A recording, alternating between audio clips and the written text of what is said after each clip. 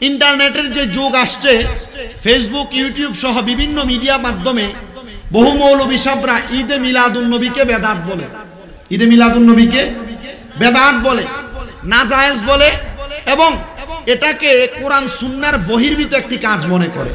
কিন্তু না, এটা কোরআন সুন্নাহর বহির্ভূত কোনো কাজ নয়। কাঁটাবিল এলাকার মদিনার গোলাম যুব সংগঠনের ভাইয়েরা, প্রবাসী বন্ধু মহল, এই সংগঠনের ভাইয়েরা যে জান্নাতের বাগান মাহফিল সাজিয়েছেন, তাদের কপাল বড় ভাগ্য, বড়ই খুশনসিব। এই জান্নাতের বাগান মাহফিল করে তারা নবীজির শাফাতের অধিকারী হয়েছে। সবাই জবান খুলে পড়ি সুবহানাল্লাহ। গভীর মনোযোগ দিবেন। পবিত্র ঈদে মিলাদুন নবী সাল্লাল্লাহু আলাইহি ওয়াসাল্লাম, এই ঈদ শব্দটার অর্থ হলো খুশি। আমরা স্বাভাবিকভাবে দুনিয়াতে সন্তান জন্মগ্রহণ করলে আমরা খুশি হয়ে যাই। কোন মানুষ যদি নতুন কোন চাকরি পায় খুশি হয়ে যায়। আর আমার আল্লাহ তাআলা আসমান জমিন চন্দ্র সূর্য গ্রহ নক্ষত্র যা কিছু বানাইলেন, আল্লাহ তাআলা এই সকল কিছু যেই নবীর ওসিলাতে বানাইলেন, ওই নবীর আগমনে আমরা সবাই খুশি। এজন্য মিলাদুন নবী শব্দটা হলো মুরাক্কাব যৌগিক শব্দ। এই মিলাদুন নবী শব্দের অর্থ হলো নবীর জন্ম, আর ঈদ শব্দের অর্থ হলো খুশি। ঈদে মিলাদুন নবী মানে হলো নবীর জন্মের খুশি। নবীর জন্মে যারা বেজার এরা মুনাফিক, নবীর জন্মে যারা বেজার এরা মুশরিক, নবীর জন্মে যারা বেজার এরা কখনো মুসলমান হতে পারে না। কারণ যে নবীর উম্মত দাবি করে সে অবশ্যই নবীর জন্মে খুশি হবে। কোন সন্তান জন্ম নেওয়ার পর ওই সন্তান যদি তার বাপকে অস্বীকার করে তাহলে সন্তানের পরিচয় হয় হারামজাদা। আর আল্লাহর নবীর উম্মত আমরা দাবি করি, কিন্তু ওই নবীর মিলাদ মানে মিলাদুন নবী আমরা মানি না, তাহলে আমাদের পরিচয় কিন্তু উম্মত যেই নবীর ওই নবীর হবে না। এজন্য আমাদের সবাইকে মনে রাখতে হবে, নবীর মিলাদুন নবীর মাধ্যমে আল্লাহ তাআলা আমাদেরকে দুনিয়ার জমিনের মধ্যে বড় মর্যাদাবান, বড় রহমত আমাদেরকে আল্লাহ তাআলা দান করেছেন। আল্লাহ কোরআনে বলেন, বিসমিল্লাহির রহমানির রহিম ওয়া মা আরসালনাকা ইল্লা রাহমাতাল লিল আলামিন। জবান খুলে জোরে জোরে পড়েন আল্লাহু আকবার। আল্লাহ বলে, বান্দা আমি আল্লাহ তোমাদের কাছে পাঠাই নাই, ইরসাল করি নাই, তবে হ্যাঁ ইল্লা রাহমাতাল লিল আলামিন, আমি আল্লাহ তোমাদের কাছে আমার হাবিবে কিবরিয়া নবীকে রাহমাতাল লিল আলামিন বলে পাঠাইলাম। ও আল্লাহ রাহমাতাল লিল আলামিন বলে পাঠাইলেন, কিন্তু আমরা যে মিলাদুন নবীর জুলুস করি, মিলাদুন নবীর মাহফিল করি, আমাদেরকে মানুষ ভণ্ড বলে, বেদাতি বলে। আল্লাহ কারণটা কি বলবেন নাকি? আল্লাহ জানায় দেন, বান্দা যদিও দুনিয়ার মানুষ তোমারে মন্দ বলবে, দুনিয়ার মানুষ তোমারে খারাপ বলবে, আমি আল্লাহ কোরআনুল কারীমের মধ্যে ঘোষণা করে দিলাম, কুল বিফাদলিল্লাহি ওয়া বিরহমাতিহি ফাবিযালিকা ফালইফরাহু হুয়া খায়রুম মিম্মা ইয়াজমাউন। আল্লাহ বলে, বান্দা আমি আমার বন্ধুর মাধ্যমে জানিয়ে দিচ্ছি, ও বন্ধু আপনি তাদেরকে বলে দেন, তারা যখন আমি আল্লাহর পক্ষ থেকে ফজল পায়, আমি আল্লাহর পক্ষ থেকে রহমত পায়, তারা যেন খুশি উদযাপন করে। এই খুশি উদযাপন কোনো সাধারণ খুশি নয়, এই খুশি উদযাপন হলো তারা যা আমল নামা জমা করে রাখে তার চাইতে আরো বড় উত্তম। আমার মুসলমান ইমানদারেরা, কেমন উত্তম খুশি আপনারা উদযাপন করবেন? আল্লাহ কোরআনুল কারীমে আবার বলেন, কদ জাআকুম মিনাল্লাহি নূরুন ওয়া কিতাবুম মুবিন। আল্লাহ বলে, নিশ্চয়ই এইমাত্র তোমাদের নিকট আসিয়াছে আমি আল্লাহর পক্ষ থেকে একটা নূর। ও আল্লাহ, ওই নূরটা কি? তাফসীরে জালালাইন শরীফের মধ্যে আল্লামা জালালউদ্দিন সৈয়দী রাহমাতুল্লাহ আলাইহি, আল্লামা জালালউদ্দিন মুহল্লি রাহমাতুল্লাহ আলাইহি বলে, ইয়ানে নূরুম বামানা মুহাম্মাদুর রাসূলুল্লাহ সাল্লাল্লাহু আলাইহি ওয়াসাল্লাম। জোরে সরে বলেন সুবহানাল্লাহ। ওরে আমার নবী নূরের নবী, আরে দেখলাম না তার প্রেমের ছবি, আমার নবী নূরের নবী, আরে দেখলাম না তার নূর নূরের ছবি, দেখলে ছবি পাগল হবি, দেখলে ছবি পাগল হবি, থাকতে ঘরে পারবি না, মদিনা বানাইল দিবানা, বলেন মদিনা বানাইল দিবানা, আমার মনে হইয়াছে দিবানা, পান হইয়াছে দিবানা, মদিনা বানাইল দিবানা।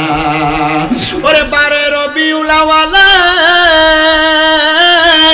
আসলেন নবী সর আরে, তাই তো আমরা গাইব নবীর শান, সুন্নি মুসলমান গাইব আমরা কামলিওয়ালার শান, বলেন গাইব আমরা জিন্দা নবীর শান, সুন্নি মুসলমান গাইব আমরা কামলিওয়ালার শান। আরে নূর নবীজির তিনটি সূরত, শুনো হে নবীজির উম্মত, প্রমাণ করে হাদিস আর কোরআন। ওরে এক যে শুরুতে হাকিকি, দুই নম্বরে মালাইকি, তিন নম্বরে মানব রূপ ধারণ, নবীর আসে কানে গাইব আমরা কামলিওয়ালার শান, বলেন গাইব আমরা মদিনাওয়ালার শান, সুন্নি মুসলমান গাইব আমরা কাম মুসলমান ইমানদার। আল্লাহ বলে এই মাত্র আমার পক্ষ থেকে তোমাদের কাছে আসিয়াছে নূর।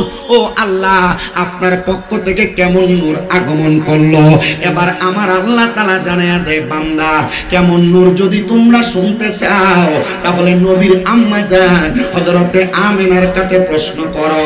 মা আমিনা বলে, যখন আমার গর্ভ থেকে, আমার রেহেম থেকে রাহমাতুল লিল আলামিন সিরাজুম মুনির নবী মুহাম্মদ মুস্তাফা আহমদ মুস্তাফা সাল্লাল্লাহু আলাইহি ওয়াসাল্লাম নবী আমার আগমন করে, আমি আমেনা তাকায়া দেখলাম গো, আমি আমেনার ঘর থাইকা সুদূর শাম দেশের বড় বড় রাজপ্রাসাদ গুলা দেখা যায়। ও মা আমেনা, আপনার চোখের মধ্যে কি এত পাওয়ার, আপনার চোখের মধ্যে কি এত পাওয়ার, এত জ্যোতি? মা আমেনা বলে, এটা আমার পাওয়ার না, আমার আল্লাহ তাআলা নবী মুহাম্মদুর রাসূলুল্লাহর চেহারা মুবারকের নূরের তাজাল্লিতে আমি আমিনার চোখ দিয়া শাম দেশের রাজপ্রাসাদগুলো দেখাইছে। জোরে সোরে পড়ি সুবহানাল্লাহ। এই পাইলাম আমার নবীর নূরের দুইটা প্রমাণ। এক নাম্বার আল্লাহ কোরআনে বলে, দুই নাম্বার নবীর নিজের মা বলে। এবার আমার নবীর কলিজার টুকরা স্ত্রী হযরতে আবু বকর সিদ্দিকের কলিজার টুকরা কন্যা আম্মা জান আয়েশা সিদ্দিকা রাদিয়াল্লাহু তাআলা আনহা বলে, জগতের মানুষ, আমি আয়েশা সিদ্দিকা আমার ঘরের মধ্যে একদিন সন্ধ্যা ওয়াক্ত হয়ে গেছে, আমি আমার ঘরের মধ্যে সুই দ্বারা কাপড় সেলাই করতেছি। এমন টাইমে গো আমার নবীজি রাহমাতুল লিল আলামিন নবীজি আমার হুজরাতে আগমন করার আগে আমি আয়েশা সিদ্দিকার হাতের সুইটা মাটির মধ্যে পড়ে গেছে। অন্ধকার থাকার কারণে আমি আমার সুইটা খুঁজে পাইতেছিলাম না। এমন টাইমে আকে নামদারে তাজদারে মদিনা হুজুর পর নূর মুহাম্মদুর রাসূলুল্লাহ সাল্লাল্লাহু আলাইহি ওয়াসাল্লাম নবী আমার হুজরাতে আমার ঘরে আগমন করলো। আমি তাকে দেখলাম নবীজি যখন আমার ঘরে প্রবেশ কইরা নবীজির জবান মুবারকে আমি আয়েশাকে সালাম প্রদান করলেন। আমি আয়েশা নবীজির দাঁত মুবারকের নূরের আলোতে ওই হারানো সুইটা খুঁজে পেয়েছি। চিন্তা করে দেখেন, নবীজির দাঁত মুবারকের নূরের আলোতে মা আয়েশা সিদ্দিকা হারানো সুই খুঁজে পায়, কিন্তু বাতিল ফেরকারা আমার নবীরে নূর মানতে তাদের বড় কষ্ট হয়। বলে, হুজুর কেমনে নূর মানব না? আমার আল্লাহ তাআলাই তো নবীরে নূর বলেছে, কিন্তু বান্দারে নবীরে নূর মানতে বড় কষ্ট হয়। যুব সমাজ বড় সতর্ক থাকতে হবে। আমাদেরকে বাতিল ফেরকারা পাকড়াও করতেছে, বলতেছে আল্লাহ তো কোরআনে বলেছেন, কুল ইন্নামা আনা বাশারুম মিসলুকুম ইউহা ইলাইয়া। আল্লাহ তো বলেছেন নবী আপনি তাদেরকে বলে দেন আপনি তাদের মতোই একজন মানুষ। তাহলে আপনাকে কেন দুনিয়ার মানুষ নূর বলতেছে? মনে রাখতে হবে, কোরআনুল কারীমের প্রত্যেকটা আয়াত কোনো না কোনো কারণে নাযিল হয়েছে। কোরআনের প্রত্যেকটা আয়াত কোনো না কোনো কারণে নাযিল হয়েছে। কোরআনের প্রত্যেকটা আয়াত কোনো না কোনো কারণে নাযিল হয়েছে। ইয়া রাসূলুল্লাহ, তাহলে আপনাকে যে আমার আল্লাহ তাআলা আমাদের মতো সাধারণ মানুষ বলল, এই আয়াত কেন নাযিল হয়েছে? এই আয়াত নাযিল হওয়ার কারণ হলো কাফেররা তাকে দেখলেন আল্লাহর হাবিব সাল্লাল্লাহু আলাইহি ওয়াসাল্লাম নবী যখন ইসলামের দাওয়াত দেয় তখন নবীজির কাছে কাফেররা দলে দলে আইসা সেই ইহুদিরা মুসলমান হয়ে যায়। আর আবু জাহেলের মাথা বড় খারাপ হয়ে গেছে, দেখছনি মুহাম্মদ কেমন ইসলামের দাওয়াত দেয়, ওনার ইসলামের দাওয়াত পায়া আমাদের ইহুদি ধর্ম ত্যাগ করে মানুষ মুসলমান হয়ে যায়। বড় সুন্দর কথা। এরে মুহাম্মদকে মানুষের কাছে কালার করা লাগবে। দেখবেন আমাদের সমাজে কোনো মানুষ যদি কোনো ভালো ভালো কাজ করে, সমাজে এমন অনেক ফুঙ্গা সাঙ্গা আছে তারা ভালো কাজ করেন না, মানুষকে ফ্যাশন দিয়া টান দিয়া ধরে রাখে। আপনারা বলেন এমন শয়তান মার্কা মানুষ সমাজের মধ্যে আছে না নাই? আল্লাহ কোরআনে তাদেরকে বলে উতুল্লিম বাদা যালিকা জালিম। আল্লাহ তাদেরকে কয় তারা হলো জালিম, তারা বদমাশ, তারা খারাপ মানুষ। আল্লাহ তাদের পরিচয় আপনি কেন দিলেন? বলে তারা সমাজের ভালো কাজগুলো দেখতে পারবে না, সমাজে উন্নয়নমূলক কোনো কাজ দেখতে পারবে না, তারা সমাজে কোরআন সুন্নাহর দাওয়াত তারা দেখতে পারবে না। এটার কারণ আর অন্য কোনো কিছু না। যদি সমাজের মানুষ কোরআন সুন্নাহ মোতাবেক চলাফেরা করে, তারা সুদের ব্যবসা করতে পারবে না, ঘুষের ব্যবসা করতে পারবে না, তারা হারাম কোনো কর্মকাণ্ড পরিচালনা করতে পারবে না, নেশাগ্রস্ত বিক্রি করতে পারবে না। এই জন্য আপনারা বলে সমাজকে সুন্দর এবং পরিধেয় করার জন্য আমাদের সবাইকে কোরআন সুন্নাহ মোতাবেক সমাজ পরিচালনা করার দরকার আছে না নাই? এই বাজে লোকগুলা সমাজ নষ্ট করে দেয়। এই জন্য আমি আপনাদের সবাইকে বলবো, হারামখোর যারা, সুদখোর যারা, ঘুষখোর যারা, পরের হক মেরে মেরে খায় যারা, নেশাদ্রব্য বিক্রি করে যারা খায় যারা, আপনারা তাদের থেকে বেঁচে থাকার চেষ্টা করবেন। মনে রাখবেন এদের সঙ্গে কোনো বন্ধুত্ব করবেন না। আপনি মনে রাখবেন যার সাথে আপনার দুনিয়াতে বন্ধুত্ব থাকবে আল্লাহ তাআলা হাসরের ময়দানে আপনাকে তার সঙ্গে দাঁড় করিয়ে দিবে। এই জন্য যারা যুবক ভাই আছেন, মুরব্বী বাবা আছেন, পর্দার অন্তরালের মা বোনেরা আছেন, আপনারা সব সময় বন্ধুত্ব করবেন এমন একজন ব্যক্তিত্বের সাথে যার সাথে বন্ধুত্ব করলে আপনার কবর সুন্দর হবে, হাসর সুন্দর হবে, মিজান ফুলসিরাত সুন্দর হবে। এবার আপনারা বলেন আমরা আমাদের জীবন, কবর, হাসর, মিজান সুন্দর করার জন্য ভালো ভালো মানুষের সাথে চলার দরকার আছে না নাই? আপনারা আস্তে কথা বলতেছেন, বলেন না দরকার আছে না নাই? সমাজের মধ্যে এমন কীট পতঙ্গগুলা সমাজ নষ্ট করতেছে, মনে হয় কাঁটাবিল এলাকায় নাই। কথা কয় না কেন? কাঁটাবিল এলাকায় আছে না নাই? এমন প্রত্যেক এলাকার মধ্যে কীট পতঙ্গের দ্বারা সমাজ নষ্ট হয়ে যাচ্ছে। আমাদের সবাইকে সতর্ক থাকা লাগবে। তো নবী যখন ইসলামের দাওয়াত দেয়, নবীর পেছনে শত্রু যিনি লাগছে, নবীজির আপন চাচা যার নাম আবু জাহেল, ওই আবু জাহেলের নাম আবু জাহেল ছিল না, আবু জাহেলের নাম ছিল আবুল হেকাম। আবুল হেকাম মানে হলো শিক্ষিত জ্ঞানী ব্যক্তি। কিন্তু আমার আল্লাহ তাআলা ওই আবু জাহেলের নাম আবুল হেকাম থেকে আবু জাহেল বানাইছে মূর্খের পিতা। কারণটা কি? কারণ আবু জাহেল আমার নবীরে চিনে নাই, কিন্তু কাফের মুশরিক বেঈমানরা আমার নবীকে দেখে দেখে ঈমান আনছে। জোরে বলেন সুবহানাল্লাহ। ওই আবু জাহেল বলে মুহাম্মদকে একটু বেয়াজ্জতি করা লাগবে, চলে গেছে মক্কা নগরীর সবচাইতে বড় জাদুগির যার নাম মালিক বিন হাবিব। মালিক বিন হাবিবের কাছে যা বলতেছো, গো মালিক বিন হাবিব, তোমার কাছে আমার একটা আবদার, মুহাম্মদ তো আমাদের বাপ দাদার ধর্মকে ধূলিসাৎ করে দিচ্ছে, তুমি একটু মুহাম্মদকে মানুষের কাছে একটু খারাপ ভাবে প্রচার করো না। মালিক বিন হাবিব কয়, এ আবু জাহেল, তুমি যে আমাকে বলতেছো মুহাম্মদকে মানুষের কাছে খারাপ ভাবে উপস্থাপন করার জন্য, আমার একটা শর্ত আছে। বলে কেমন শর্ত? আমার ঘরে একটা মেয়ে আছে যে অন্ধ, চোখে দেখে না।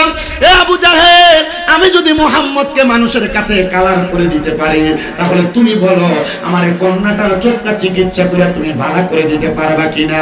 আবু জাহেল কয়, শুধু এইটা না, তোমার যদি 10টা কন্যা থাকতো, আমি এই কাজের বিনিময়ে তোমার কন্যাদেরকে ভালো করার চিকিৎসার খরচ দিতাম। হাবিব বিন মালিক রাজি হয়ে গেছে। মক্কার বড় জাদুগীর হাবিব বিন মালিক ডাক দিয়া কয়, জগতের মানুষ, আমি আবার আমার হাতের মুঠের মধ্যে অনেকগুলা পাথর নিলাম। পাথর নিয়ে আল্লাহর হাবিব মুহাম্মদুর রাসূলুল্লাহর কাছে যা প্রশ্ন করলাম, ইয়া মুহাম্মাদা, আপনি বলেন তো আমার হাতের মধ্যে কি? আপনি যদি সত্য নবী হন, আপনি যদি হক নবী হন, আপনি যদি আল্লাহ তাআলার প্রতিনিধি হন, তাহলে আপনি বলতে পারবেন আমার হাতের মধ্যে কি? আমার নবী ডাক দিয়া কয়, হাবিব বিন মালিক গো, আমি বলবো নাকি তোমার হাতে যেটা আছে সেইটা বলবে? হাবিব বিন মালিক বলে, এটা কেমন কথা বলেন? আমার হাতে কি আছে আপনি কিভাবে জানেন? আমার নবী বলে, হাবিব বিন মালিক গো, আমার আল্লাহ তাআলা আমি নবীকে গায়েবের খবর সম্পর্কে অবহিত করে দিয়েছেন। যত কিছু গোপন আছে আমার আল্লাহ তাআলা আমি নবীর মাধ্যমে প্রচার করেছেন। বলেন সুবহানাল্লাহ। করেছিলেন আল্লাহ গোপনের গোপন নূরে মুহাম্মদী হইতে করিলেন সৃজন। ওরে জিন পরি ফেরেশতা সকল জিন পরি ফেরেশতা সকল নবীর নূর ফসিনা নূরের নবী শুইয়া আছে সোনার মদিনা মদিনা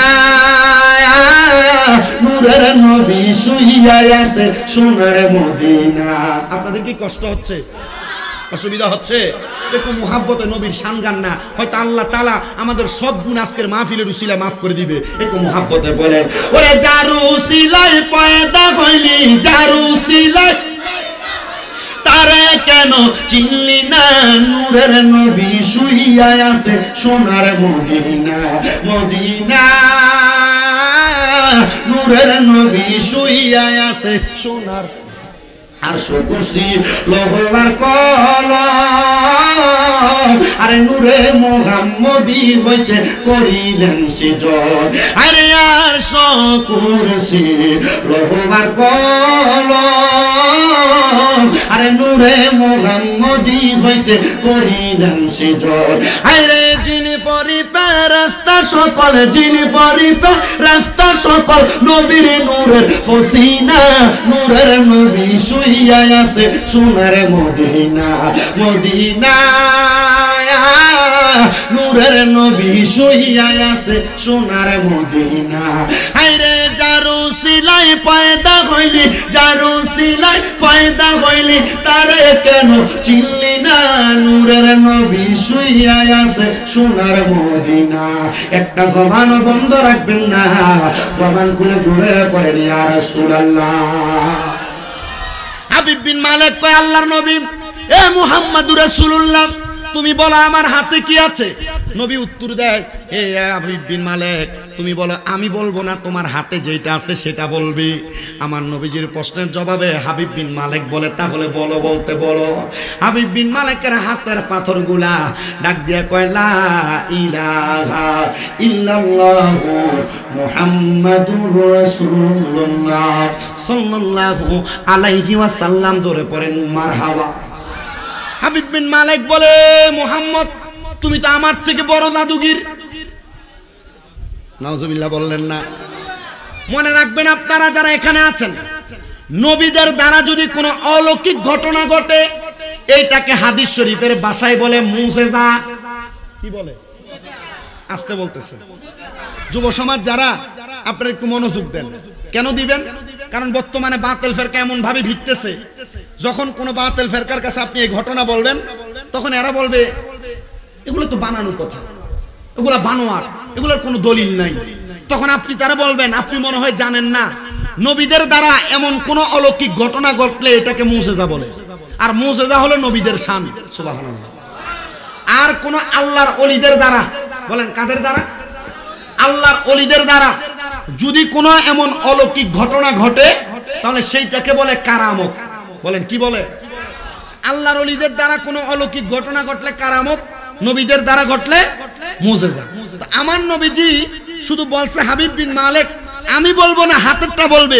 বলে হাতেরটাকে বলতে বলো। হাতেরটা বলছে যে হ্যাঁ মুহাম্মাদুর রাসূলুল্লাহ সাল্লাল্লাহু আলাইহি সাল্লাম হলো আল্লাহ তাআলার নবী। আর জোরে সুবহানাল্লাহ বললেন। হাবিব বিন মালিক ডাক দিয়ে বলে মুহাম্মদ তুমি তো আমার থেকে বড় জাদুগির। আমার নবী বলে না রে না ও হাবিব বিন মালিক আমি জাদুগির না, আমি হলাম আল্লাহ তাআলার একজন পয়গম্বর নবী। বলে বুঝতে পারলাম আপনি নবী, তবে আপনার কাছে আমি জানতে চাই আপনি যে নবী আপনি কিভাবে এটা করলেন? বলে আল্লাহ তাআলা কুদরতে করাইছেন। আমার নবী ডাক দিয়ে কয় হাবিব বিন মালিক তুমি যে আমি নবীকে শরম দেওয়ার জন্য লজ্জা দেওয়ার জন্য আসছো, তোমার ঘরে একটা মেয়ে আছে অন্ধ, চোখে দেখে না। হাবিব বিন মালিক বড় অবাক হয়ে গেলেন। বলেন আমার ঘরে যে মেয়েটা অসুস্থ চোখে দেখে না আপনি কিভাবে বুঝলেন? বলে আমি নবী, আল্লাহ তাআলা আমাকে জানার মতো ক্ষমতা দিয়েছেন। জোরে সরে পড়েন সুবহানাল্লাহ। ডাক দিয়ে বলেন এ হাবিব বিন মালিক তুমি বলো তুমি যদি চাও আল্লাহ তাআলার কুদরতে আমি এই মুহূর্তে তোমার কন্যা সন্তানের চক্ষু দান করতে পারি। হাবিব বিন মালিক ডাক দিয়ে বলতেছে, হ্যাঁ হ্যাঁ, আপনি আমার কন্যা সন্তানের চোখটা ভালো করে দেন। আমার নবীজি বলেন, হাবিব বিন মালিক তুমি তাড়াতাড়ি তোমার বাড়িতে যাও। হাবিব বিন মালিক বলেন, বাড়িতে যাওয়ার সাথে সাথে দেখলাম আমার কন্যা সন্তান চোখে দেখে, আর আমি আব্বাজানকে বাবা বলে ডাক দেয়। মক্কার বড় জাদুগিরটা আমার নবীর কাছে এসে বলে, ইয়া মুহাম্মাদা, আপনি এই মুহূর্তে আমাকে জবান দিয়ে পড়ে দেন কালিমে তাইয়্যিবা লা ইলাহা ইল্লাল্লাহ মুহাম্মাদুর রাসূলুল্লাহ সাল্লাল্লাহু আলাইহি ওয়াসাল্লাম। এবার আপনারা বলেন, হেদায়েত দেওয়ার মালিক কে? আল্লাহর নাম নিলে গুণ হইব? আপনাদের এখানে এতগুলা মানুষ আছেন, প্যান্ডেল ভর্তি, এটা কি মানুষ জানে বাহিরে? দোকানপাট হইসা রইছে, এতটা কি বুঝে? তাহলে বলেন আপনারা, হেদায়েতের মালিক কে? আল্লাহ চাইলে হেদায়েত দিতে পারে কি পারে না? তাহলে ওই আল্লাহকে ডান হাত তুলে ডাক দেন আল্লাহ, জবান খুলে ডাক দেন আল্লাহ। আল্লাহ কিভাবে হেদায়েত দেয় আরেকটা ছোট্ট ঘটনা শোনাই। আপনাদের যদি কষ্ট না হয়, আমি আমার বয়ানটাই ঘটনার মাধ্যমে আপনাদেরকে বোঝায় দেওয়ার চেষ্টা করব। যেহেতু মাহফিলে আরো আলোচক আছে, আমাকে বলছে মিলাদুন নবীর বয়ান করার জন্য। আমি মিলাদুন নবীর অল্প একটু কথা বলে আমি আমার ওয়াজটা নবীর শান ও আজমতের দিকে আনলাম। কিন্তু আমরা যদি একটু হেদায়েতের বয়ান না করি, আমাদের সমাজ দুলিশাত হয়ে যাবে, পানির সাথে মিশে যাবে।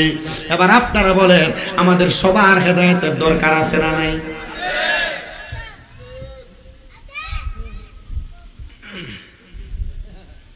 একটু মনোযোগ দিবেন, আল্লাহ কিভাবে হেদায়েত দেয়।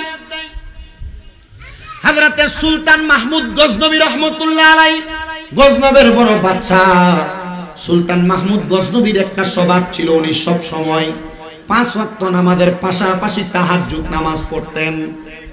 কি নামাজ? এই যে আজকের মাহফিলটা যেই গলিত হচ্ছে, হযরত মুহাম্মদ আলী তেগি বকশী, বকশিয়া দরবারের অত্যন্ত বড় একজন আশেক। আপনারা বলেন, ওনাদের জীবনে তাহাজ্জুদের নামাজ আছে না নাই? যে আজকের মাহফিলে আপনারা প্রধান অতিথি বানাইছেন ফকির কুতুব শাহ আশরাফিয়া দরবারের পীর সাহেব হুজুর। আপনারা বলেন, ফকির কুতুব শাহ আশরাফির জীবনে তাহাজ্জুদের নামাজ আছে না নাই? গৌসে মাঝবান্ডারের বায়াত যারা, তাদের জীবনে তাহাজ্জুদের নামাজ আছে না নাই? শাহিন শাহ আব্দুল্লাহ গাজীপুরী, কুমিল্লার বাদশা, কুমিল্লার শহর কুতুব, ওনার জীবনে তাহাজ্জুদের নামাজ আছে। শুধু তাই নয়, শাহপুর দরবার শরীফের যিনি ডক্টর হাম্মদ পেয়ারা বাগদাদি হুজুর কেবলার জীবনে তাহাজ্জুদের নামাজ আছে। পানুয়া দরবারের হযরতে আবু আহমদ শাহ কেবলা কাবা, তাদের জীবনে তাহাজ্জুদের নামাজ আছে। হযরত শাহজালাল ইয়ামিনী, শাহপুরান জালালি, তাদের জীবনে তাহাজ্জুদের নামাজ আছে। শুধু তাই নয় রে মুসলমান, আপনারা যত আল্লাহর ওলি দেখতে পান, প্রত্যেক আল্লাহর ওলিদের জীবনে তাহাজ্জুদের নামাজ আছে। এক মাসে কাজম পিছে হুজুরকে প্রশ্ন করা হয়, হুজুর আপনি রাতে বেশিক্ষণ ঘুমান না, আপনি রাতের 3 ঘন্টা সময় মাত্র ঘুমান, এর বেশি ঘুমান না। হুজুর আপনি সারা রাত্র আমাদের মুসল্লার মধ্যে বসে বসে কি করেন? হুজুর বলে, অন্য কোনো কাজ নয়, আমার কাছে যে মানুষ হাতে হাত থেকে বায়াত গ্রহণ করে, আমি আমার মুরিদদের পক্ষ থেকে রাত্রবেলা নামাজের মুসল্লার মধ্যে বৈশা বৈশা আমার মুরিদদের হিসাবটা আমার আল্লাহর কাছে পরোয়ানা করি। ধরে বলেন সুবহানাল্লাহ। বড় বাদশা ছিলেন সুলতান মাহমুদ গজনবী। তিনি বলেন, ও জগতের মানুষ শুনো, আমি সুলতান মাহমুদ গজনবী তাহাজ্জুদের নামাজ পড়ার জন্য একদিন গভীর রজনীতে আমি বের হয়ে গেলাম আমার রাজপ্রাসাদের সামনে নালার মধ্যে, নদীর মধ্যে ওযু করার জন্য। সুলতান মাহমুদ গজনবী বলেন, আমি নদীর মধ্যে ওযু করতেছি, এমন টাইমে দেখলাম নদীর ওই পারে 4 জন মানুষ দেখা যায়। ওই 4 জন মানুষকে দেখা আমি সুলতান মাহমুদ গজনবী মনে মনে চিন্তা করতে লাগলাম, দেখ রে, আমি মনে এতদিন করতাম, আমি মনে হয় একা একা তাহাজ্জুদের নামাজ পড়ি, আর কেউ পড়ে না। আর আমি তাকাইয়া দেখলাম আমার রাজ্যের ভিতরে 4 জন ব্যক্তি তাহাজ্জুদের নামাজ পড়ে। আর ওই 4 জন ব্যক্তি মনে মনে চিন্তা করেছে, আজকে আমরা সকল জায়গাতে চুরি করি, কিন্তু আজকে আমরা বড় একটা জায়গাতে চুরি করব। এটার অন্য কোনো জায়গা না, এটা হলো এই গজনব এলাকার বাদশা সুলতান মাহমুদ গজনবীর বাড়ি। এই চারজন চিন্তা করে, দেখ আমরা চারজন একসাথে আসছি চুরি করার জন্য, আর নদীর ওই পারে একটা বেড়া বৈশা আছে, মনে হয় সে একা একা আসছে, তার কত বড় সাহস। আসলে কি সুলতান মাহমুদ গজনবী চুরি করতে আসছে না তাহাজ্জুদের ওযু করতে? তাহাজ্জুদের। আপনারা মনে রাখবেন, সমাজের মধ্যে যেই ব্যক্তি যেমন তার চিন্তাধারা, কথা কয় না, যেই ব্যক্তি যেমন তার চিন্তাধারা।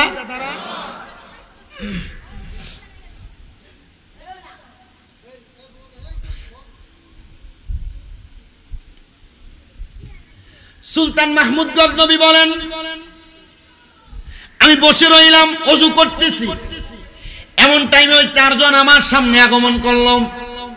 ওই চারজন মনে মনে চিন্তা করলো আর একসাথে কথা বললো, যেহেতু আমরা চুরি করতে আসছি, সেও একা একা আসছে, চলো আমরা একসাথে হয়ে যাই, আমরা একসাথে বাদশা সুলতান মাহমুদ গজনবীর বাড়িতে চুরি করব। চারজন আইসা সুলতান মাহমুদ গজনবীর ডাক দিয়ে কই, ভাই তোমার কত বড় সাহস, তুমি একা একা চুরি করতে এত রাত্রে বের হইছো? বাদশা কয়, বের হইলাম তাহাজ্জুদ নামাজ পড়তে, আর আমারে আমি নাকি চুরি করতে আসছি। আচ্ছা তাদেরকে একটু বাজায়া দেখি তারা কেন আসছে। বাদশা ডাক দিয়ে বলে, আমি এনে একা আসছি, তোমরা চারজন একসাথে চুরি করতে আসছো নাকি? বলে হ্যাঁ। বলে কোথায় চুরি করবা? বলে এই যে রাজপ্রাসাদ দেখা যায়, এটা সুলতান মাহমুদ গজনবীর বাড়ি, আমরা এই বাড়িতে চুরি করব। বাদশা ডাক দিয়া কয়, তোমরা কোনোদিন বাদশারে দেখছনি? কয় না। কয় ঠিক আছে, চলো আমরা একসাথে চুরি করব, তবে তোমরা আমার একটা প্রশ্নের জবাব দেওয়া লাগবে। এই যে রাজপ্রাসাদের মধ্যে তোমরা চুরি করবা, তোমরা তো একজন না, তোমরা চারজন, তো চারজন মিলা এই চুরির মালগুলা কেমনে ভাগাভাগি করবা? চারজনের এমন কি ক্ষমতা আছে যে ক্ষমতার মাধ্যমে তোমরা সমান ভাগ নিয়ে যাও? চুরি করলে তো একজন চুরি করবে, তিনজন পাহারা দিবে, সমান ভাগ পাবে না। ওই চারজনের মধ্য থেকে একজন ডাক দিয়া বলে, আমার একটা ক্ষমতা, আমি যদি কোনোর বাড়ির সামনে দিয়া যাই আর কুকুর যখন ঘেউ ঘেউ করে, কুকুর ঘেউ ঘেউ কইরা তার মালিককে যেটা বুঝাইতে চায় আমি সেটা বুঝি। একজনের ক্ষমতা। কুকুর যদি ঘেউ ঘেউ করে, রাত্রবেলা এলাকা দিয়ে হাঁটার সময় দেখবেন কুকুর ঘেউ ঘেউ করে, এটার কারণ কি? কুকুর তার মালিককে সজাগ করে দেয়। কুকুর বান্দার মতো নাফরমান না, আমরা নাফরমান। আমরা কি? আমাদের মাঝে শুকরিয়া নাই, কিন্তু কুকুর এমন এক প্রাণী, কুকুর যদি এক ফোঁটা পানিও পান করে, কুকুর তার ঘেউ ঘেউ শব্দ দ্বারা আল্লাহ শুকরিয়া আদায় করে। মারহাবা নাই? আর জোরে নাই মারহাবা? বাদশা সুলতান মাহমুদ গজনবী বলেন, এ দুনিয়ার মানুষ, আমি তাদেরকে জিজ্ঞাসা করলাম তোমাদের এমন কি ক্ষমতা যে ক্ষমতা দিয়ে তোমরা চুরি করো? একজন বললেন, আমার ক্ষমতা হলো আমি কুকুর যা বলে আমি বুঝতে পারি। আরেকজনকে প্রশ্ন করলাম, তোমার ক্ষমতা কি? বলে, আমি যখন কোন বাড়ির মধ্যে প্রবেশ করার জন্য তালা খোলা লাগে, আমি আমার চোখের ইশারা দিয়ে ওই তালাটা খুলে ফেলতে পারি। আরেকজনকে বললাম, তোমার ক্ষমতা কি? উনি বলেন, আমার ক্ষমতা হলো আমি যেই ঘরে চুরি করতে যাই, আমি নাকের ঘ্রাণ শুইঙ্গা বলতে পারি কোন জায়গায় কি আছে। আরেকজনকে প্রশ্ন করলাম, তোমার ক্ষমতা কি? তিনি আমাকে ডাক দিয়ে বলেন, আমার ক্ষমতা হলো আমি যখন রাত্রবেলা কোনো মানুষকে দেখি, আমি দিন হইলে সেই মানুষকে দেখলে চিনতে পারি। কথা, তোমাদের এই ক্ষমতাগুলো বড় ভালো। তোমরা যদি তোমাদের সাথে আমাকে চুরি করতে নিয়ে যাও, তাহলে তোমরা বলো তোমরা আমাকে সমান ভাগ দিবে কিনা? ওই চারজন প্রশ্ন করে, হে ভাই, আপনাকে যে সমান ভাগ দিব, আপনার এমন কি ক্ষমতা আছে? উনি বলেন, আমি যদি ডান দিকে তাকাই তাহলে ফাঁসির আসামি বাইচা যায়, আর বাম দিকে তাকাইলে ১৭ রকমের অন্যায় থাকলে অন্যায় মাফ হয়ে যায়। বলে, আমাদের তো তোমাকেই দরকার, কারণ আমরা বাদশার বাড়িতে চুরি করতে যাব। যদি বাদশা আমাদেরকে কারাদণ্ড দেয়, তুমি বাম দিকে তাকাইলে আমাদের কারাদণ্ড মাফ হয়ে যাবে, আর যদি ডান দিকে তাকাও, বাদশা আমাদেরকে ফাঁসি দিলে ফাঁসির আসামি মাফ পেয়ে যাব। চলো আমরা একসাথে বাদশার বাড়িতে চুরি করতে যাই। গজনবের বাদশার বাড়িতে চুরি করতে প্রবেশ করেছে। এ বন্ধু, এই বাদশার বাড়িতে প্রবেশ কইরা পুরা বাড়ির মাল সামানগুলো একসাথে কইরা একটা পুটলি একটা গাট্টির মধ্যে পুরাইছে। আর এমন টাইমে চারদিকে আযান হয়ে গেছে, আসসালাতু খায়রুম মিনান নাওম।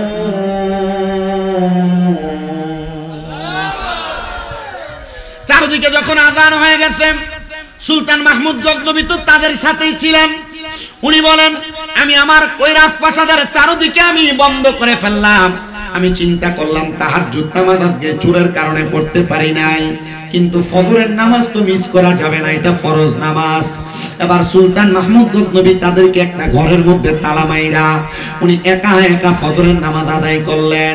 হযরতে সুলতান মাহমুদ গজনবী বলেন, এবার সকালবেলা পুরা গজনব এলাকার মানুষগুলাকে ডাক দিলাম, এ মানুষ তোমরা কি জানতে চাও আমার এই গজনব এলাকার মধ্যে চারজন ডাকাত, চারজন চোর আসছে, তারা আমি বাদশা সুলতান মাহমুদ গজনবীর বাড়িতে চুরি করতে প্রবেশ করেছে। আসো আজকে আমরা পুরো সমাজের সামনে তাকে আমরা লজ্জিত করব। বাংলাদেশে কত চোর চুরি করে, বাংলাদেশে কত মাদক ব্যবসায়ীরা মাদকের ব্যবসা করে, বাংলাদেশে কত জায়গার মধ্যে আল্লাহর কোরআনকে অবমাননা করে, বাংলাদেশের কত জায়গার মধ্যে রাসূলকে নিয়ে কটূক্তি করে।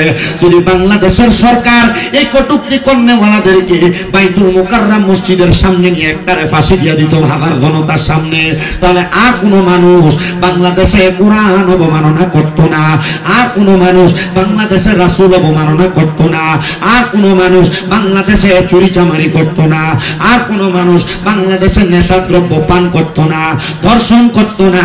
কিন্তু বাংলাদেশে ইসলামী আইন কায়েম নাই বিদায় বাংলাদেশের জমিনের মধ্যে চুরি বেড়ে যাচ্ছে, অহরহ জিনা ব্যভিচার বেড়ে যাচ্ছে, বাংলাদেশের সমাজের মধ্যে এমন খারাপ বাজে বাজে কাজ, কোরআন অবমাননা, রাসূল অবমাননা চলতেছে।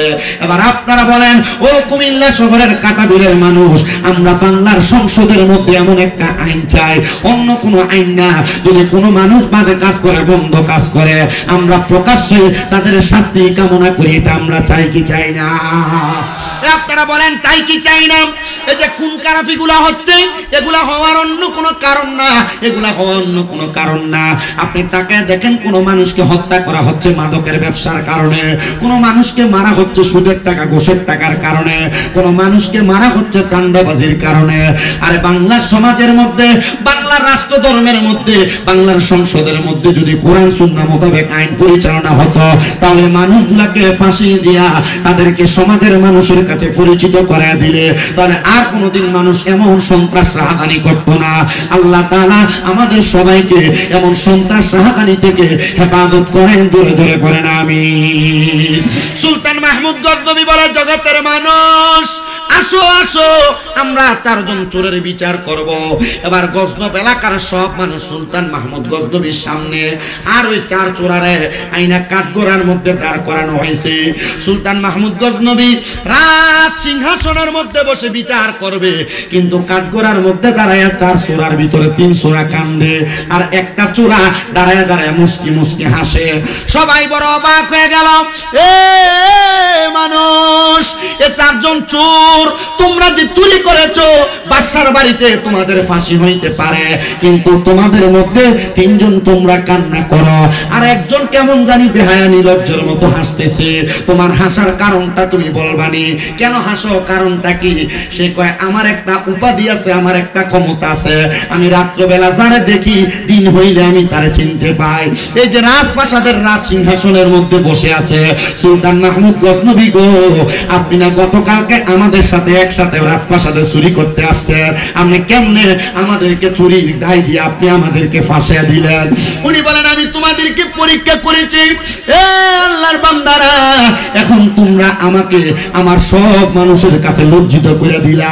ঠিক আছে, যাও, তোমরা যেমন চোর আমিও তোমাদের মতো এমন চোর, তবে তোমরা আমাকে বলো না তোমরা কেন চুরি করার জন্য আসছো।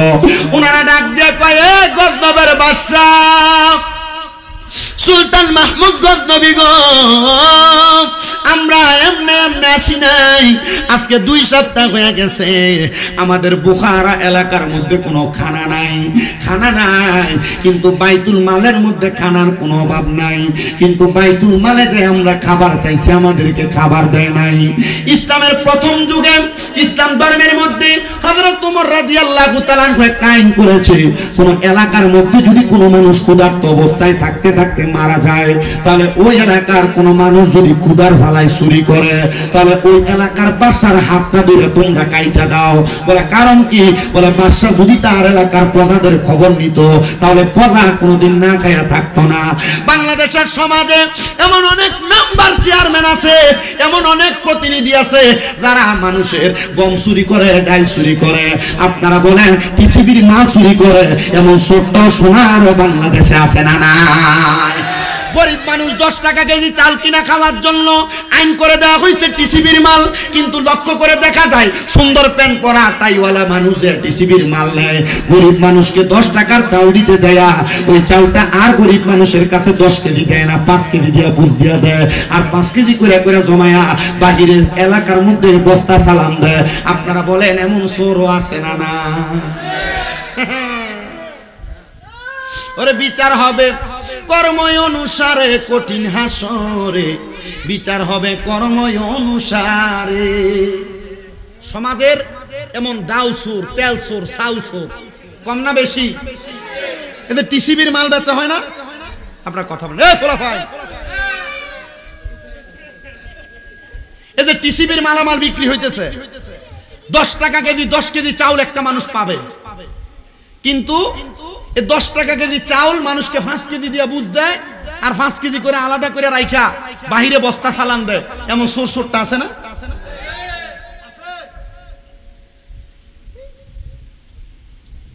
আপনাদের কি কষ্ট হইতেছে?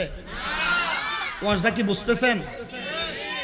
বাচ্চা তাদের সাথে চুরি করতে গেছেন, আসলে বাচ্চা চুরি করতে গেছে না, তাদেরকে পরীক্ষা করতে।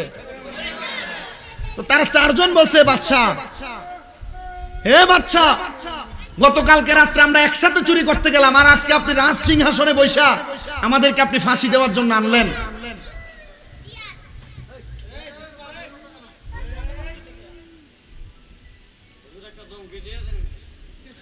বাদশা সুলতান মাহমুদ গজনবী তিনি বলেন, আমি আবার তাদের কাছে বলতে লাগলাম, এবার তোমরা বলো কিভাবে তোমরা মুক্তি চাও? তারা ডাক দিয়া বলেন, অন্য কোন ভাবে আমরা মুক্তি চাই না।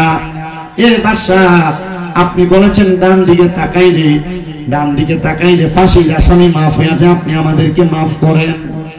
বাদশা বলে, যাও আমি তোমাদেরকে মাফ করে দিলাম। তারা মাফ পেয়ে গেছে।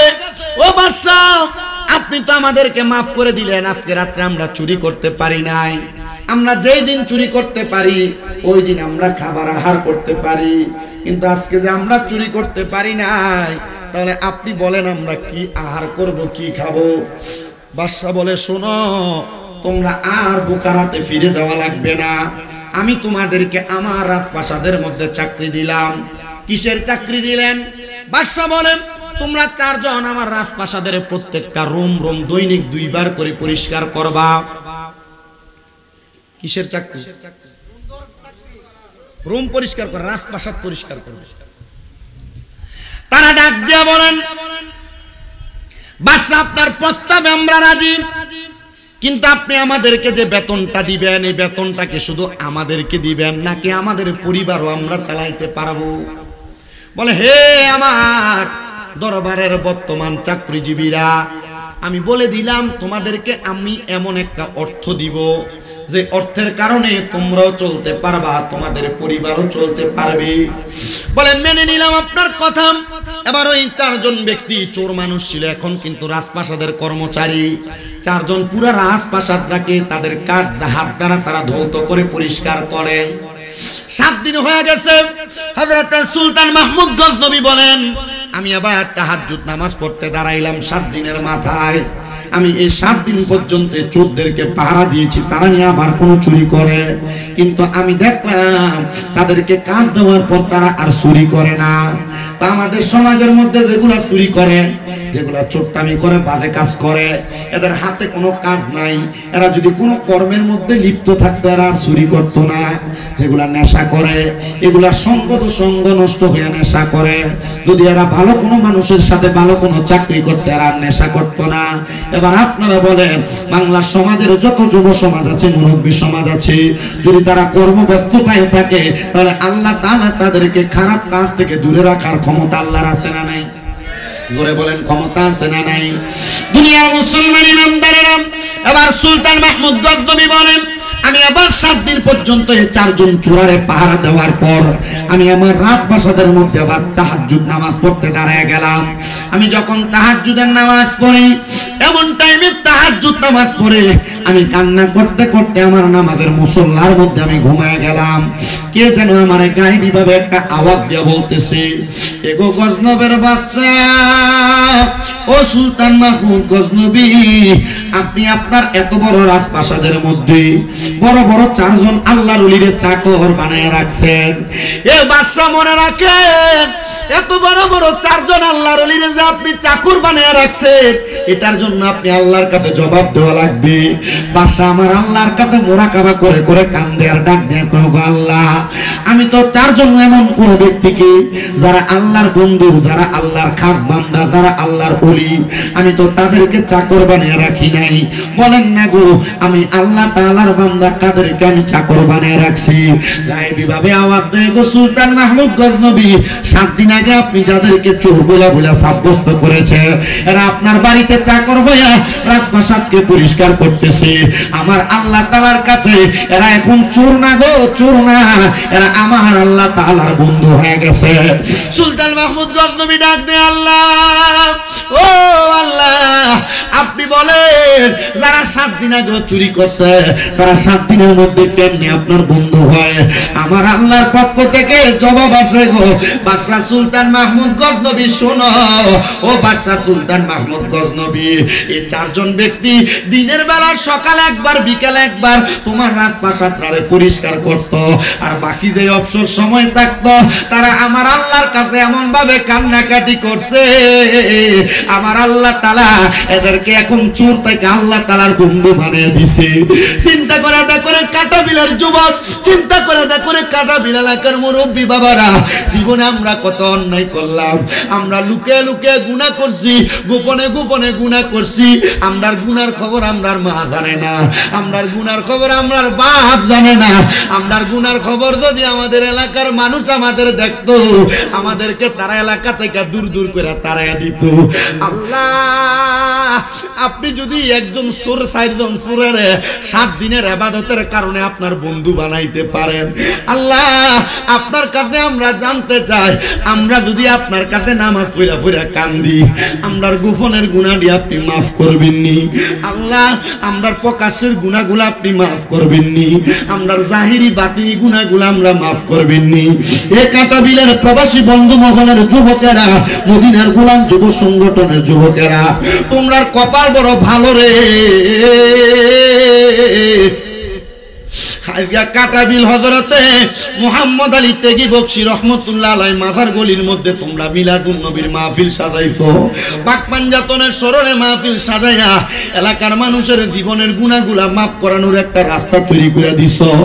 এ মুরব্বী বাবা, এ যুবক ভাই, এ পর্দার অন্তরালের আমার মা বোনেরা, আমরা জীবনে অনেক গুনাহ করছি, আমরার গুনার খবর তো কেউ জানে না। জবান যদি থাকে মুহাব্বতে বলেন, এই খবর জানে কি? আর একটু মুহাব্বতের আওয়াজে বলেন নাকি? ওরে তুমি তো মালিকুল কাদির, আরে বানাও কত বাদশার ফকির, এসব তোমার কুদরতেরই দান। আল্লাহ পরওয়ার গুনাহ খাতা মাফ করো আমার, বলেন গুনাহ খাতা মাফ। আল্লাহ পরওয়ার গুনাহ খাতা মাফ করো আমার, কন্যা গুনাহ খাতা। আল্লাহ পরওয়ার গুনাহ খাতা মাফ করো আমার। আরে তোমার যত বান্দা আছে নারী বলো পুরুষ বলো ইবাদত করে যে তোমার। আরে নারী পুরুষ বান্দা যত তুমি আল্লাহ ক্ষমা করো দয়া কইরা ক্ষমা করবেন দান। আল্লাহ পরওয়ার গুনাহ খাতা মাফ করো আমার কন্যা গুনাহ খাতা। আল্লাহ পরওয়ার গুনাহ খাতা মাফ করো আমার। আরে না যাই না কইরাছি গুনাহ মাফ কইরা দাও সাইরা বানা। তুমি সারা কে সেই আমার আল্লাহ, তুমি সারা কে সেই আমার। আরে তুমি যদি মাফ না করো যাইব আমরা কারো দারে। দয়া কইরা দয়া করবেন দান। আল্লাহ পরওয়ার গুনাহ খাতা মাফ করো আমার। বলেন গুনাহ খাতা আল্লাহ পরওয়ার গুনাহ খাতা মাফ। যুবক ভাই মুরব্বী বাবারা, জীবনে যে এত বড় গুনাহ করলাম ওই গুনার জন্য আল্লাহ তাআলার কাছে ক্ষমা প্রার্থনা করা লাগবে। আল্লাহ আপনার কাছে জানতে চাই আপনি আপনার বান্দাদেরকে কেমনে ক্ষমা করেন। আল্লাহ কয় বান্দা যখন বান্দা দুনিয়াতে পূর্বে যত গুনাহ করেছে সব গুনার কাজগুলো তার ভুল হয়েছে বলে স্বীকার করে বান্দা পরবর্তীতে আবার গুনাহ করাকে ভয় পায়। কেমন ভয় পায়? একটা মানুষকে আগুনে ঝাঁপ দিতে যেমন ভয় পায়, পরের বার আরেকটা গুনাহ করতে মানুষ যদি এমন ভয় পায়, আর আমি আল্লাহর কাছে ক্ষমা প্রার্থনা করে আমি আল্লাহ পাক রব্বুল আলামিন তাদের জীবনের গুনাহগুলো maaf করে দেই। আসেন বাবারা বন্ধুরা, আমরা জীবনের গুনাহগুলো maaf করানোর জন্য চক্ষুটা বন্ধ করে দিয়ে কলবের দিকে খেয়াল করে মুহাব্বতের আওয়াজে আল্লাহ তাআলার একটু ইসমে জাতের জিকির করব, যে জিকিরের মাধ্যমে আল্লাহ তাআলা আপনার আমার জীবনের গুনাহগুলো maaf করে দিবে। চক্ষুটা বন্ধ, একটু মুহাব্বতের আওয়াজে আল্লাহ তাআলার ইসমে জাতের জিকির করেন। আল্লাহ আল্লাহ, ইকু বন্ধ, আল্লাহ আল্লাহ আল্লাহ, ইকু হইতাছে, আল্লাহ আল্লাহ আল্লাহ আল্লাহ আল্লাহ। আই বড় পীর আব্দুল কাদের আউলিয়ার শিরোমণি মারহাবা। আল্লাহ আল্লাহ, আই বড় পীর আব্দুল কাদের আউলিয়ার শিরোমণি মারহাবা। আল্লাহ আল্লাহ, তোমারি ওই নামের গুণে, তোমারি ওই নামের গুণে আগুন হইয়া যায় পানি। আই বড় পীর আব্দুল কাদের আউলিয়ার শিরোমণি মারহাবা। আল্লাহ আল্লাহ আল্লাহ আল্লাহ আল্লাহ। ভক্তের বিপদ হইলে পূর্বে তুমি পশ্চিমে, ভক্তকে বাঁচাও গো গামুস তোমার নিজ গুণে মারহাবা। আল্লাহ আল্লাহ, আউলিয়াদের সম্রাট তুমি, আউলিয়াদের সম্রাট তুমি মহিউদ্দিন জিলানী। আই বড় পীর আব্দুল কাদের আউলিয়ার শিরোমণি মারহাবা। আল্লাহ আল্লাহ আল্লাহ। মুর্শিদ মুর্শিদ কইরাই আমার ঘুমাসে না নয়নে, মুহাম্মদ আলী বকশির নামে ঘুমাসে না নয়নে। আমারে বলিবা মুর্শিদ কে মনে মারহাবা। আল্লাহ আল্লাহ, কুতুব শাহ বাবার নামটা লইয়া ঘুমাসে না নয়নে, কুতুব শাহ আশরাফির নামটা লইয়া ঘুমাসে না নয়নে। আমারে বলিবা কুতুব শাহ কে মনে মারহাবা। আল্লাহ আল্লাহ, তোমায় আমি ভালোবাসি পাগলের মতো মনে চাই। চাইলে এই পাগল মন ছুটে গো তখন মারহাবা আল্লাহ আল্লাহ তোমায় আমি ভালোবাসি পাগলের মতো মনে চাইলে এই পাগল মন ছুটে গো তখন মারহাবা আল্লাহ আল্লাহ লোক সমাজে কলঙ্কি আমি গলাই কলঙ্কের মালা লোক সমাজে কলঙ্কি আমি গলাই কলঙ্কের মালা আমারে বলিবা কুতুব শাহের মনে মারহাবা আল্লাহ আল্লাহ তোমায় আমি ভালোবাসি দিয়া মন প্রাণ গো মুর্শিদ দিয়া মন প্রাণ মনে চাইলে তোমার দিকে ছুটে আমার প্রাণ মারহাবা আল্লাহ আল্লাহ তোমায় আমি ভালোবাসি দিয়া মন প্রাণ মনে চাইলে তোমার দিকে ছুটে আমার প্রাণ মারহাবা আল্লাহ লোক সমাজে কলঙ্কি আমার গলায় কলঙ্কের মালা লোক সমাজে কলঙ্কি আমি গলায় কলঙ্কের মালা আমারে বলিবা মুর্শিদ কে মনে মারহাবা আল্লাহ আল্লাহ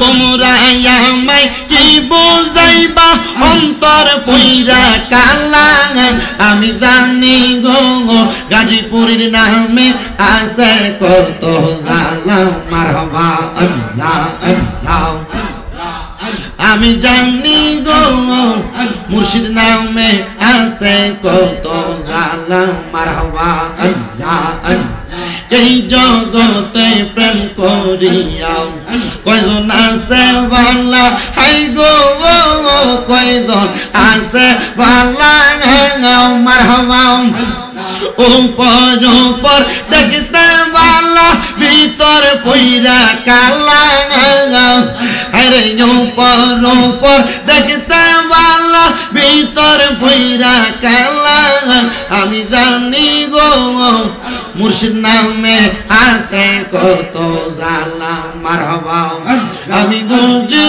গো দয়াল নামে আছে কত জালা মারহাবা মানকুলো মান সব হারাইলাম গাইতা নামের মালা হাইরে গাইতা নামের মালা মারহাবা মুর্শিদ প্রেমে জইলা পইরা অন্তর হইছে কালা আমি জানি গো দয়াল নামে আছে কত জালা মারহাবা আল্লাহ আল্লাহ আল্লাহ আল্লাহ শাহপুরের প্রেম বাগানে শাহপুরের প্রেম বাগানে ফুটলো আজব ফুল সেই ফুল আমার প্রাণের মুর্শিদ বাগদাদি হুজুর সেই ফুল আমরার প্রাণের মুর্শিদ কাউকাব শাহ হুজুর মারহাবা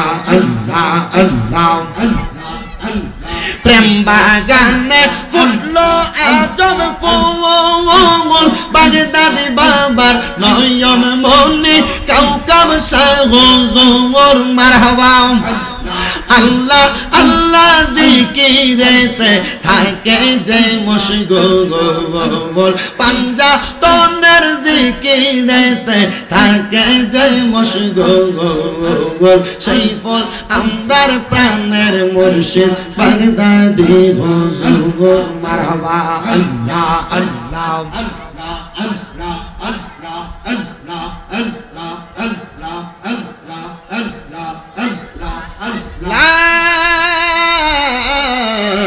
ইলাহা ইল্লাল্লাহ মুহাম্মাদুর রাসূলুল্লাহ সাল্লাল্লাহু আলাইহি ওয়াসাল্লাম। জবান বন্ধ নাই, মুহাব্বতের আওয়াজে পড়েন আলহামদুলিল্লাহ। জিকির করলাম কার? শুধু আল্লাহর না, আল্লাহর জিকিরের সাথে আউলিয়া কেরামের নামও বলেছি। এখন অনেকে আপনারা প্রশ্ন করবেন, এ শামীম রাজা, তোমরা যে আল্লাহর জিকিরের সাথে মুর্শিদের জিকির করো, এটার কারণটা কি? আল্লাহর জিকিরের সাথে তো মুর্শিদের জিকির চলে না। না না না, আমার আল্লাহর নবী রাহমাতুল লিল আলামিন নবী হাদিসে মুবারাকার মধ্যে বলে, জিক্রুল আম্বিয়া মিনাল ইবাদাতি ওয়া জিক্রুস সলিহিনা কাফারা। নবীদের নামের জিকির করলে ইবাদত হয়, মানে নবীর নামের দরুদ পড়লে জিকির করলে ইবাদত হয়।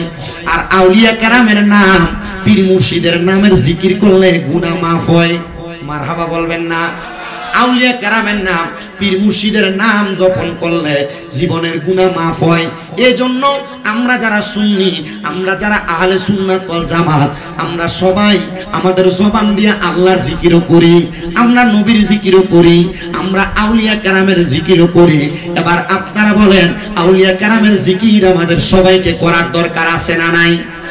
আমি আমার এলাকার মুরব্বী সমাজের কাছে বলবো, আপনাদের যাদের সন্তান সন্ততি আছে, আপনাদের যাদের নাতি নাতকুর আছে, আপনার পরিবারের মধ্যে ছোট ছোট বাচ্চা যারা আছে গো, আপনারা তাদেরকে আউলিয়া কেরামের দরবারে নিয়ে যাবেন। প্রতি বৃহস্পতিবারে আপনি যেই দরবারের বায়াত, ওই দরবারের মাহফিলে নিয়ে যাবেন। প্রতি মাসে মাসে আপনার দরবারে যে মাহফিল হয়, সেই মাহফিলে নিয়ে যাবেন। আপনি যদি সম্ভব হয়, আপনি সদা সর্বদা গাউসে পাক আব্দুল কাদের জিলানীর 11 শরীফের মাহফিলটা করবেন।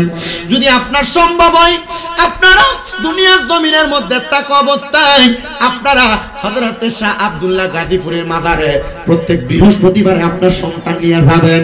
বলে, হুজুর কেন গো?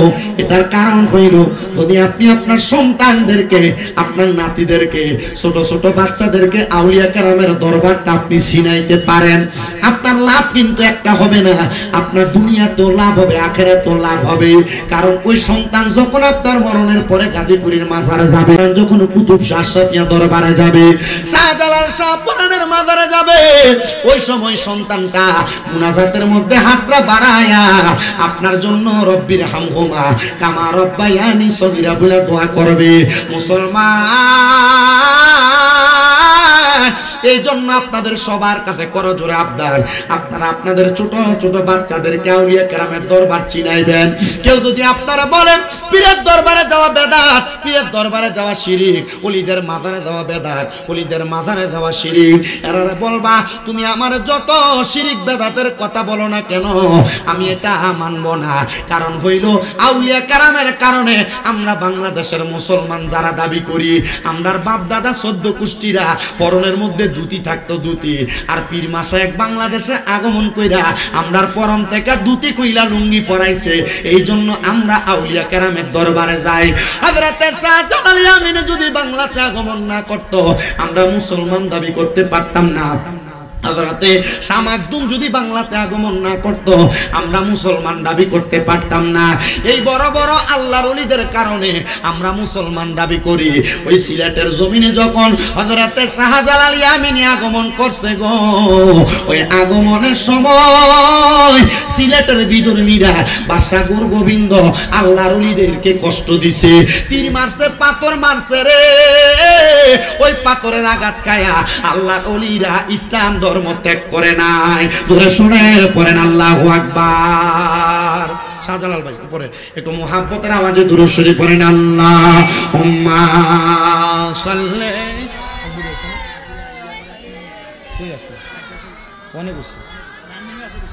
মুহাম্মাদ ওয়া আলা আলি সাইয়্যিদিনা। ওলিদের ওলি যিনি গাউসুল আজম জিলানী, ওলিদের ওলি যিনি গাউসুল আজম জিলানী, বাগদাদে জন্ম কুতুবে রাব্বানী। বলেন বাগদাদে জন্ম কুতুবে রাব্বানী। বলেন ওলিদের ওলি যিনি গাউসুল আজম জিলানী, ওলিদের ওলি যিনি গাউসুল আজম জিলানী, বাগদাদে জন্ম কুতুবে রাব্বানী। বলেন বাগদাদে জন্ম কুতুবে বংশ তোমার হাসান হুসাইনি, তুমি হইলা মা ফাতেমার নয়নের মণি। বলেন বংশ তোমার হাসান হুসাইনি, তুমি গাউসে মা ফাতেমার নয়নের মণি। দয়ার নজর দাও গো আমায় ও গো গাউসে সামদানি, দয়ার নজর দাও গো আমায় ও গো গাউসে সামদানি। বাগদাদে জন্ম কুতুবে রাব্বানি, বলেন বাগদাদে জন্ম কুতুবে। তোমার কাঁধে নবীজির কদম, সব ওলিদের কাঁধে তুমি গাউসের কদম। বলেন তোমার কাঁধে নবীজির, আরে সব ওলিদের কাঁধে তুমি গাউসের কদম। দয়ার নজর দাও গো আমায় ও গো গাউসে সামদানি, দয়ার নজর দাও গো আমায় ও গো গাউসে সামদানি। বাগদাদে জন্ম কুতুবে রাব্বানি, বলেন বাগদাদে জন্ম কুতুবে। এবার আপনারা বলেন ওই আউলিয়া কেরামের অনুসরণ আমাদের করার দরকার আছে না নাই? কথা কোন কম না বেশি? শুধু নিজে করবেন না, নিজের সন্তানদেরকে শিখাইবেন। শুধু সন্তানদেরকে শিখাবেন না, এলাকার মধ্যে বাড়ির মধ্যে ছোট ছোট বাচ্চা থাকলে এদেরকেও আউলিয়া কেরামের দরবারে নিয়ে যাবেন। তো যেই কথা বলতেছিলাম, আউলিয়া কেরামের নুরানি নেক নজর, নুরানি সোহবত আমাদের সিনার মধ্যে লাগলে আমাদের সিনাটাও পরিবর্তন হয়ে যায়। মারহাবা বলবেন না? আর মুহাব্বতের আওয়াজে বলেন না মারহাবা। এ মুসলমান ইমানদার, হযরতে শাহজালাল ইয়ামিনী যখন বাংলাতে আগমন করেছেন, ওই সময় বাদশা গুরগোবিন্দ ওনাদেরকে বড় প্রহার করেছে। শুধু প্রহার করে নাই রে বাবা, হযরতে শাহজালাল ইয়ামিনী যখন ওই সুরমা নদীর একটা পারের মধ্যে ছিল, গুরগোবিন্দ বাদশা নদীর ওই পারে বড় বড় পাথর দিয়া নদীর একটা পার বন্ধ করে রাখছে। শাহজালাল ইয়ামিনী বলে, জগতের মানুষ, আমরা যেন নদী না পার হইতে পারি। তারা আমাদের সামনে থেকে সকল প্রকার নদী পারাপার রাস্তা বন্ধ করে দিছে। কিন্তু আমি শাহজালাল ইয়ামিনীকে আমার আল্লাহ তাআলা এমন একটা তৌফিক দান করেছে, আমি যদি সালাতুল ইস্তিসকার নামাজ আল্লাহ তাআলার দরবারে 2 রাকাত আদায় করি, আর আদায় করে নামাজের মুসল্লাটা বিছায়া সুরমা নদীটা পাড়ি দেওয়ার জন্য চেষ্টা করি, আমার আল্লাহ তাআলার কুদরতে আমার নামাজের মুসল্লাটা ওই সুরমা নদীতে বাসায়া বাসায়া আমি শাহজালাল ইয়ামিনীকে নদী পার করে দিতে কোন মারহাবা। ইসলামের দাওয়াত দেয়। গুরগোবিন্দ বাদশা রাজপ্রাসাদের একবার উপর থেকে বড় বড় পাথর নিক্ষেপ করতেছে আল্লাহর ওলিদের দিকে। শুধু পাথর নিক্ষেপ করে নাই, তীর নিক্ষেপ করেছে আল্লাহর ওলিদের দিকে। হযরতে শাহজালাল ইয়ামিনী বলছে, আমার মজলিসে এমন কোন মানুষ আছো যার 40 দিন পর্যন্ত আসরের নামাজের সুন্নত কাজা হয় নাই?